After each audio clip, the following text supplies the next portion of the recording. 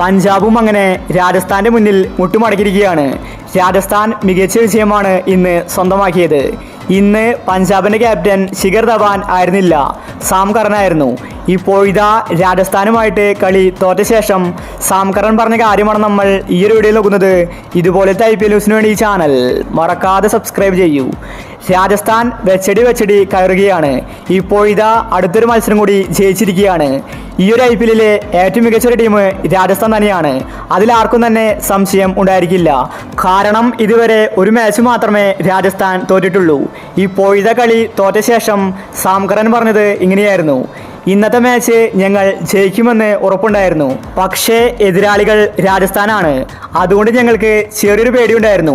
കാരണം രാജസ്ഥാന്റെ ക്യാപ്റ്റൻ സഞ്ജു ആണ്. സഞ്ജുവിന് കാര്യങ്ങൾ വ്യക്തമായിട്ട് ചെയ്യാനറിയാം.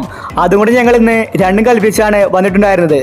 എന്നാൽ ഞങ്ങൾക്കിന്ന് പിഴച്ചു. ബാറ്റിങ്ങിലാണ് ഞങ്ങൾക്കിന്ന് അടിപതറിയത്. ആരും തന്നെ ഫോം ആകുന്നുണ്ടായിരുന്നില്ല. രാജസ്ഥാൻ ഇന്ന് മികച്ച ബൗളിംഗ് ആണ് കാഴ്ചവെച്ചത്.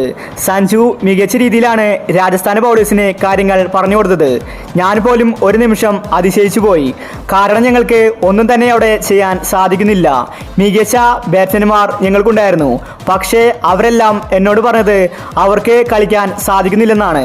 അതുപോലത്തെ തന്ത്രമാണ് രാജസ്ഥാൻ എന്നൊരുക്കിയത്.